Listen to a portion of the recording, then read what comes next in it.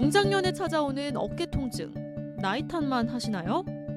팔을 앞으로 위로 들어 올리기 힘들 때, 머리를 감거나 빗기 힘들 때, 밤만 되면 통증이 밀려와 잠 못 이룰 때, 자가 판단이 큰 병 부르는 어깨 질환. 건강 매거진에서 여러분의 건강 궁금증 모두 해결하세요. 어깨 통증의 원인부터 좀 알아보도록 하겠습니다. 어떤 질환이 어깨 통증을 일으키나요? 네, 50세 이후에 대표적으로 어깨 통증을 일으키는 질환이 있습니다. 바로 어깨 회전근개 파열인데요. 네. 어깨 회전근개란 것은 어깨를 움직여주는 이 힘줄을 말합니다. 이 회전근개 파열은 어깨 힘줄이 노화나 외상으로 찢어지는 질환이에요. 제가 이 그림을 보면서 한번 설명을 드리겠습니다. 네. 왼쪽, 오른쪽이 각각 다 어깨 힘줄을 묘사한 그림입니다. 동그란 원안을 보시면 구멍이 뚫려 있어요. 옷을 오래 입으면 옷이 삭아서 거기에 구멍이 뚫리잖아요. 그런 것과 마찬가지로 연세가 한 50세 이후가 되면은 특별히 다치지 않았는데도 어깨 힘줄이 이렇게 찢어지는 질환이 발생합니다. 네. 바로 이것이 회전근개 파열이 되겠고요. 어깨 힘줄이 찢어지는 질환이다 보니까 팔을 움직이거나 올릴 때 아프게 되겠죠. 그래서 그 힘줄 파열의 증상을 보게 되면은 대표적인 것이 바로 팔을 90도 이상 머리 위로 올리기가 어렵고 아프다는 것입니다. 네. 그리고 또 옷을 입고 벗는다든지 혹은 높은 선반 위에 물건을 올리는 동작에서 악 하고 통증이 올 수 있고요. 네. 만약에 이제 파열이 심해진다 그러면은 밤에 아프실 수가 있어요. 그래서 내가 평소에 어깨를 아팠는데 최근에는 밤에 더 어깨가 불편하고 잠을 자기가 어렵다. 이때는 질환이 진행했을 수 있기 때문에 바로 가까운 병원을 방문하셔야 합니다. 네. 자, 이렇게 일상생활에 지장을 많이 주는 회전근개 파열. 그러면 진단 방법을 좀 알아보도록 하겠습니다. 병원에 갔을 때 어떻게 진단하나요? 네. 정형외과 병원에 가시면은 많은 분들이 MRI를 꼭 찍어야 한다라고 생각하셔서 MRI는 또 비용도 들고 통 속에도 오래 들어가야 되기 때문에 네. 환자분들이 병원을 안 가세요. 그래서 이제 방치되고 진단이 늦게 되는 경우가 많거든요. 그런데 어깨 질환의 경우에는 이 정밀 초음파 검사, 이 고해상도 초음파 검사를 통해서 아주 쉽게 진단이 가능합니다. 네. 제가 그림으로 설명을 드릴게요. 이 왼쪽 그림에서 보시면 엑스레이인데요. 엑스레이는 뼈만 나오지 힘줄이 보이지 않습니다. 그렇죠. 그래서 중간 그림에서처럼 이 초음파를 통해서 검사를 하는데요. 일반 초음파가 아니라 고해상도 초음파를 찍게 되면은 MRI보다 훨씬 더 이 힘줄의 질감이나 부분 파열을 더 정확하게 감별을 할 수 있습니다. 우측 상단의 그림에서 보시면은 노란색으로 되어 있는 것이 정상 회전근개 힘줄인데요. 네. 오른쪽 아래 빨간색 그림을 보시면 이 찢어진 힘줄은 이렇게 좀 이 두께도 얇아지고 가늘어져 있죠. 네. 그래서 MRI 검사를 하지 않고도 10분 안에 정확한 진단이 나오기 때문에 어깨가 아프다 하시면 망설이지 마시고 정밀 초음파 검사를 받으시길 바랍니다. 네. 자, 초음파 검사를 통해서 진단을 하게 되는데, 자, 그럼 치료를 받아야겠죠. 아무래도 힘줄이 찢어진 거다 보니까 네. 꼬매야 될 것 같은데, 네네. 수술을 해야 될까요? 네. 많은 분들이 말씀하세요. 이게 파열이 있으면 그걸 메꿔줘야 되는 거 아니냐. 그렇죠. 옷도 찢어지면 꼬매야 되지 않냐. 이렇게 말씀하시는데요. 정답은 그렇지 않다입니다. 왜냐하면 힘줄이 찢어져 있어도 대개의 경우에는 주변 힘줄이 그 찢어진 부위를 대체를 해줘요. 보상을 해주기 때문에 네. 파열이 있다고 해서 무조건 수술하는 것은 옳지 않다라고 이해하시면 되겠고요. 그렇군요. 그래서 미국 정형외과 학회는 이 무분별한 수술을 막기 위해서 기준을 세웠습니다. 이 가이드라인을 세웠는데요. 네. 하나씩 한번 살펴보겠습니다. 네. 첫 번째는 비수술적인 치료를 했음에도 증상이 1년 이상 계속 지속이 된다. 이때는 이제 수술을 해야 된다라고 하고 있고요. 두 번째는 진단했을 때 파열 크기가 3cm 이상이다. 이 3cm면은 제 손가락 한 마디 정도 됩니다. 이만하거든요. 네. 상당히 크죠. 이런 대형 파열일 때 그리고 멀쩡하시던 분이 젊은 분이 갑자기 외상으로 이제 찢어졌다 하거나 혹은 어깨가 파열이 너무 커서 아예 안 올라가는 분들이 계세요. 이렇게 근력이 심하게 저하돼서 어깨 기능이 완전히 없어졌을 때 이때는 수술을 하라고 되어 있지만 네. 이외의 대부분의 경우에는 수술하지 않고 먼저 비수술적 치료를 시행을 하세요라고 미국 정형외과 학회는 이 가이드라인을 잡고 있습니다. 그런데 여기서 문제가 하나 있습니다. 네. 대부분의 어깨 회전근개 파열은 그런 말씀드린 대로 비수술 치료를 먼저 시행을 한다 말씀을 드렸는데 수술을 하기에는 좀 대상이 아깝고 비수술 치료, 일반적인 통증 치료나 주사 치료, 재활 치료로는 호전이 되지 않는 경우가 있거든요. 사실 이런 경우가 대부분이에요. 그래서 이때는 어떤 치료를 하는 것이 좋을지 제가 한번 말씀을 드리고자 합니다. 네. 그러니까 당장 수술이 필요하지는 않지만 비수술적인 치료로 나아지지 않는다라고 한다면 어떤 치료법이 도움이 될 수 있을지 알아보도록 하겠습니다. 네.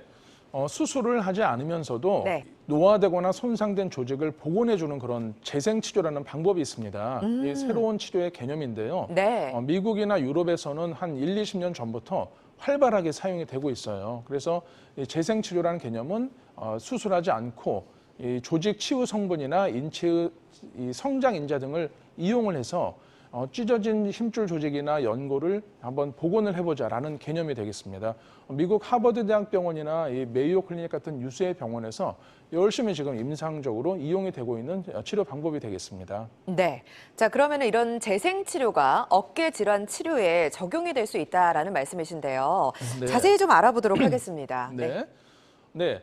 이 재생 치료가 어깨 회전근개 파열에서도 당연히 적용이 됩니다. 이 대표적인 방법으로 바이오 콜라겐 재생술이라는 방법이 있는데요. 네. 이 바이오 콜라겐 좀 말이 어렵습니다. 우리가 그렇죠. 그 일반적으로 먹는 콜라겐이나 피부에 바르는 콜라겐은 아시는데 이 바이오 콜라겐은 좀 생소하실 거예요. 맞아요. 먹는 콜라겐은 네. 우리가 먹으면 괜찮지만 힘줄 조직에 넣으면은 거부 반응을 일으킵니다. 아. 그렇기 때문에 이 바이오 콜라겐은 생물학적으로 거부 반응이 없도록 이 합성을 한 콜라겐이에요. 그래서 이 콜라겐을 손상된 힘줄에 주입을 하게 되면 힘줄도 콜라겐으로 이루어져 있거든요. 네. 힘줄 조직의 이 합성이 더 촉진이 되는 것이죠. 그런데 여기서 일반적인 콜라겐 주사와는 또 다른 차이가 있습니다. 일반적으로 콜라겐만 주사하는 것이 아니라 바로 두 번째 그림에서처럼 조직의 증식을 촉진하는 약물을 넣게 되고요. 그 외에 미세한 특수 바늘로 손상된 조직을 자극을 하게 됩니다. 손상된 조직을 미세 바늘로 이렇게 자극을 하면 더 추가 손상을 일으키는 거 아니냐라고 생각하실 수 있어요. 네네. 그런데 아주 타겟팅을 잘 해서 이 미세한 손상 부위를 잘 자극을 하게 되면 오히려 파열된 부위가 치유 반응이 활성화돼서 더 조직이 잘 복원이 됩니다. 아. 그래서 요약을 하자면은 바이오 콜라겐도 주입을 하고 조직 증식을 촉진하는 약물도 주입을 하고 또 국소적으로 치유 반응을 유도를 해서 회전근개를 재생을 한다라는 것이 바로 이 바이오 콜라겐 재생술이 되겠고요. 네. 시술 방법을 하나씩 한번 살펴보겠습니다. 네. 먼저 부분 마취를 시행을 합니다. 예. 전신 마취가 아니기 때문에 아주 좀 편안하게 받으실 수 있겠고요. 두 번째 그림으로 이제 미세한 특수 바늘을 이용을 해서 바이오 콜라겐도 주입을 하고 조직 증식을 촉진하는 약제도 주입을 합니다. 네. 이때 이제 정밀 초음파에서 아주 미세한 그 조작이 이루어지는데요. 환자분들께서 또 궁금해하시는 부분이 어떻게 바늘로 자극을 하느냐라고 하세요. 그렇죠. 이 자극을 하면 어떻게 좋아지냐라고 생각하시는데 네. 피부과에서도 보면은 상처가 있으면은 거기를 막 미세한 바늘이나 이 날카로운 면도 칼로 긁어주면은 더 새살이 잘 돋아납니다. 네네. 그리고 이 과거 로마 시대에도 비슷한 기록이 있어요. 이 검투사들이 싸우다가 이 네. 어깨가 다쳤을 때 예. 뜨거운 바늘로 이 검투사들의 어깨를 막 찔러서 재생을 촉진했다라는 이 과거 기록이 있거든요. 예, 예. 그런 것처럼 인체는 정말 신기하게도 손상된 조직을 오히려 더 적절한 추가 손상을 주게 되면 더 잘 재생이 됩니다. 이런 과정을 거쳐서 이 파열된 힘줄의 재생을 유도한다라고 생각하시면 되겠습니다. 네, 알겠습니다. 그러니까 바이오 콜라겐과 조직 증식 촉진제를 통해서 손상된 힘줄을 다시 살려낸다라는 거죠. 네, 맞습니다. 네, 자세히 알아보겠습니다. 네, 이 정밀 초음파 검사 하에서 시술이 진행이 되는데요. 시술이 약 30분 정도면 끝나기 때문에 좀 더 편안하게 받으실 수 있는 장점이 있습니다. 네. 그런데 정밀 초음파에서 이 특수한 바늘이 들어갈 때 엉뚱한 곳에 들어가면 안 돼요. 그렇죠. 지금 왼쪽 그림에서 보시면은 초음파로 파열된 힘줄을 확인을 하는 것이고요. 우측 그림을 보시면 미세한 특수 바늘이 들어가서 정확히 그 파열된 속에다가 이 약제를 투입을 하게 됩니다.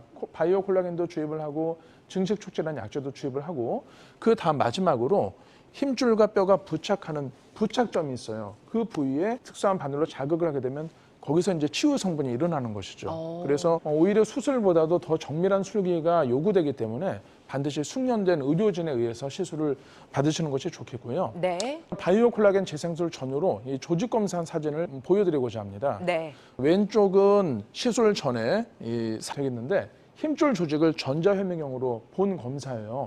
아주 이렇게 꼬불꼬불하게 뭔가 좀 얼기설기돼 있죠. 그런데 오른쪽은 바이오 콜라겐 재생술을 시행을 하고 6개월 후에 힘줄 조직에 이 콜라겐 배열을 본 겁니다. 네. 아까 말씀드렸다시피 어깨의 힘줄도 콜라겐으로 이루어져 있다고 말씀드렸거든요. 네. 뼈나 피부처럼 힘줄도 콜라겐이 주요 성분인데 시술 전후에 비교해 보면 불규칙한 콜라겐이 규칙적으로 깨끗하게 배열된 것을 관찰할 수 있었습니다. 네네. 이렇게 힘줄의 재생을 돕는 바이오 콜라겐 재생술 특징도 알아보도록 하겠습니다. 어떤 특징들이 있을까요? 네, 바이오 콜라겐 재생술은 어깨 회전근개 파열을 수술하지 않고도 이 힘줄 조직을 재생하고 복원하는 방법이 되겠는데요. 네. 바이오 콜라겐이라는 특수 콜라겐을 이용을 하고요. 그 다음에 조직 증식 촉진제를 미세한 특수한 바늘을 이용해서 초음파 유도하에 주입을 하게 됩니다. 네. 그런데 이때 약제만 주입하는 것이 아니라 국소적으로 자극을 해서 조직의 치유 성분이 잘 나오게 해요. 인체에는 여러 성장 인자들이 있거든요. 네. 이 성장 인자들이 그냥 나오는 것이 아니라 정확한 위치에 이 자극을 해야지 성장 인자나 성분이 나오게 됩니다. 이런 모든 것들이 종합이 돼서 찢어진 조직 힘줄을 복원하고 재생을 한다라는 개념으로 이해하시면 되겠고요. 네네. 무엇보다도 부분 마취하에서 시술 후에 당일 퇴원하고 일상생활이 가능하기 때문에 네. 바쁜 직장인들이나 현대인들에게 좀 더 적합하다라고 이해하시면 되겠습니다. 알겠습니다. 허이소 환장과 중장년의 고질병, 어깨, 무릎 통증에 대해서 알아보고 있습니다. 자, 원장님, 네. 만성 어깨 통증의 주범 회전근개 파열이라고 말씀해 주셨잖아요.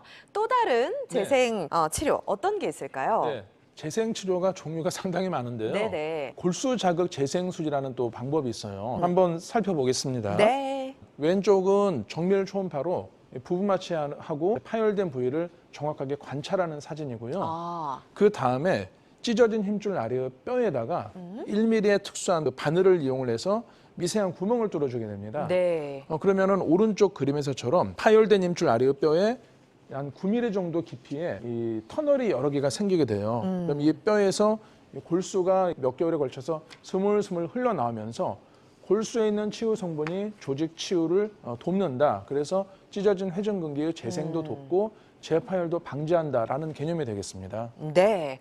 자, 골수 치유 성분을 통해서 또 근본적인 치료가 가능할 것 같은데요. 시술 과정도 자세히 알아보겠습니다. 네. 이 골수 자극 재생술은 내 몸의 골수에 있는 치유 성분이 찢어진 힘줄로 흘러나오도록 해서 네. 파열된 조직이 잘 좀 붙도록 한다라는 개념으로 이해하시면 되겠고요. 네. 이 골수 자극 재생술의 사진을 아주 원래는 미세한데 크게 확대를 해서 봤습니다.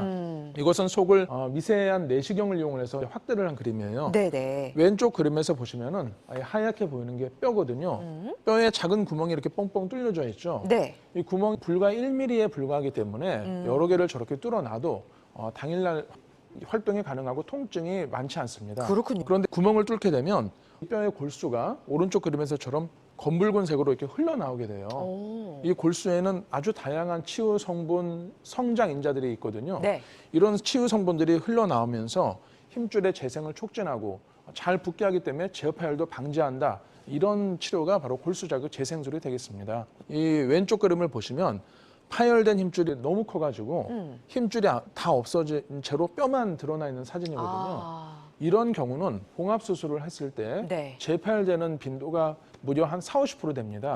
꽤 높네요. 네, 시간과 비용을 들여서 봉합 수술을 했는데 네. 2명 중에 1명꼴로 파열이 된다. 그러면 그렇죠. 아무 의미가 없잖아요. 네.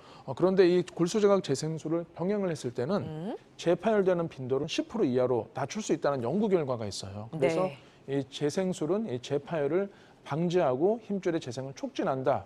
이렇게 이해하시면 되겠습니다. 중요한 포인트네요. 네. 그러니까 재생을 할 뿐만 아니라 재파열도 막는 골수 자극 재생술 특징을 정리해 보도록 하겠습니다. 네.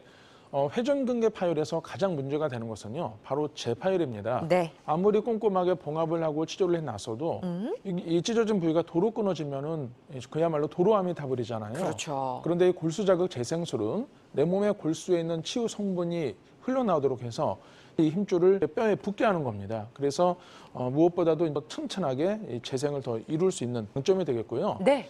슬라이드로 한번 살펴보겠습니다. 네. 이 골수 자극 재생술은 장점이 재생도 촉진을 하고 그렇기 때문에 재파열도 방지한다라고 이해하시면 됩니다. 네. 무엇보다도 내 몸의 골수를 이용을 하는 것이지 다른 사람의 골수를 이식받는 것이 아니에요. 그렇죠. 그렇기 때문에 안전하고 거부 반응이나 면역 반응이 없는 장점이 있겠고요.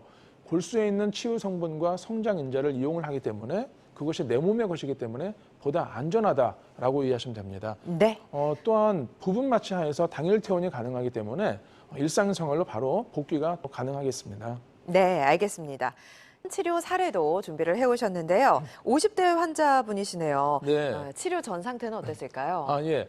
56세 남자분이시면 한참 활동할 나이 그렇죠. 아닙니까? 그런데 이분의 경우에는 MRI 상으로 봤을 때 파열이 너무 크신 거예요. 아. 3cm 이상의 파열은 아까 제가 수술을 해야 한다, 수술 가능성이 높다라고 말씀드렸잖아요. 그렇죠.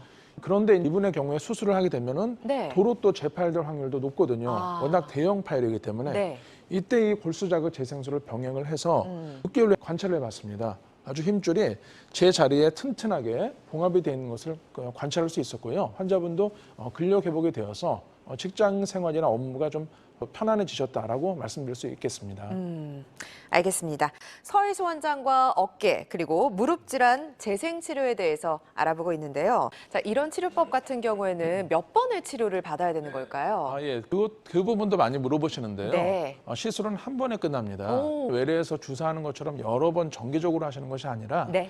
재생 치료도 한 번에 끝나고 재활 운동 등을 통해서 잘 관리를 하시면 되기 때문에 여러 번 하시는 것이 아니다라고 오. 이해하시면 됩니다. 알겠습니다. 지금까지 서희수 원장과 함께했습니다. 오늘 함께해 주셔서 고맙습니다. 네, 감사합니다.